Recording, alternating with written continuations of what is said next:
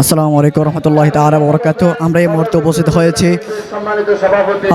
আলেমকুরের শিরোমণি দেশের একজন প্রখ্যাত আলেমে দ্বীন, একজন প্রবীণ বয়োজ্যেষ্ঠ আলেমে দ্বীন, যার বয়স অতিবাহিত হয়েছে প্রায় 150+।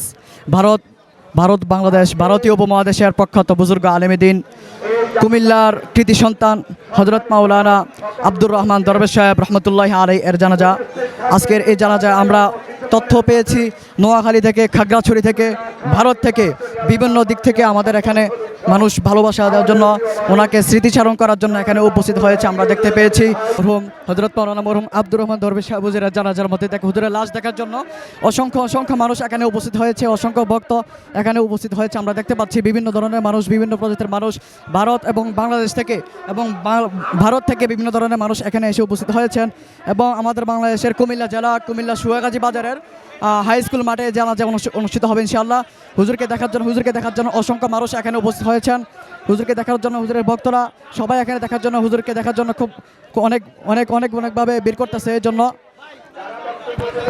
আমরা দেখতে পাচ্ছি অসংখ্য মানুষ এখানে এসে উপস্থিত হয়েছেন। লক্ষ জনতার সমাগম হয়েছে এখানে, আজ এখানে লক্ষ জনতার সমাগম হয়েছে আমরা দেখতে পাচ্ছি।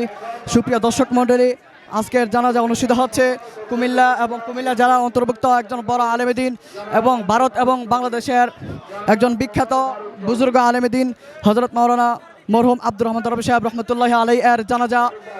হুজুরের লাশ দেখার জন্য অসংখ্য অগণিত মানুষ এখানে উপস্থিত হয়েছেন। Comilla Suagazi school and college মাঠে এখানে জানাজা অনুষ্ঠিত হবে ইনশাআল্লাহ। এখানে উপস্থিত হবেন কুমিল্লা 6 আসনের সম্মানিত এমপি জনাব মনিরুল হক চৌধুরী সাহেব এবং বিভিন্ন বড় ওলামায়ে কেরামগণ এখানে উপস্থিত হবেন ইনশাআল্লাহ। এভাবেই শেষ বিদায় দেওয়া হয় ভারতীয় উপমহাদেশের প্রখ্যাত বুজুর্গ আলেমে দ্বীন, বাংলাদেশের কৃতি সন্তান আলহাজ হযরত মাওলানা শেখ আব্দুর রহমান দরবেশ সাহেব হুজুর রহমতুল্লাহি আলাইহি। জানাজা অনুষ্ঠিত হয়েছিল Comilla Suagazi high school and college মাঠে। জানাজার ইমামতি করেছিলেন হুজরতের মেজ ছেলে আলহাজ হযরত মাওলানা মুফতি সিদ্দিকুর রহমান সাহেব হাফিজাহুল্লাহ। স্থানীয়দের কাছ থেকে এবং ওনার পরিবার পরিজনের কাছ থেকে আমরা শুনতে পেয়েছি যে উনি ভারত এবং বাংলাদেশের মধ্যে অসংখ্য মাদ্রাসা এবং মসজিদ নির্মাণ করেছিলেন। তিনি ছিলেন একজন দিনদার ফরহেজগার, খোদাভীরু, আল্লাহওয়ালা ব্যক্তি। লোকমুখে শোনা যায় উনি তৎকালীন ভারতীয় উপমহাদেশের বিখ্যাত একজন আলেমে দ্বীন, জমিয়তে উলামায়ে হিন্দ শাইখুল হাদিস আল্লামা হুসাইন আহমদ মাদানী রহমতুল্লাহি আলাইহি এর একজন খুব ভালো ছাত্র ছিলেন। তিনি ভারতের বেশ কিছু এলাকায় এবং বাংলাদেশের বিভিন্ন জেলায় ওনার খানকা ভিত্তিক মাদ্রাসা এবং মসজিদ প্রতিষ্ঠা করেছিলেন। হাজারো মানুষকে কাঁদিয়ে চলে গিয়েছেন আল্লাহর এই বান্দা, যার জানাজায় সমাগম হয়েছে বাংলাদেশের বিভিন্ন জেলা থেকে আগত এবং ভারতের বিভিন্ন অঞ্চল থেকে আগত হাজারো জনতা। স্থানীয় মানুষদের কাছ থেকে জানা গিয়েছে ওনার বয়স হয়েছিল প্রায় 140 থেকে 150 বছরের মতো। 100 বছর বেঁচে থাকা এই আল্লাহর কুতুব ছিলেন একজন রূহানি ও আধ্যাত্মিক ব্যক্তিত্ব।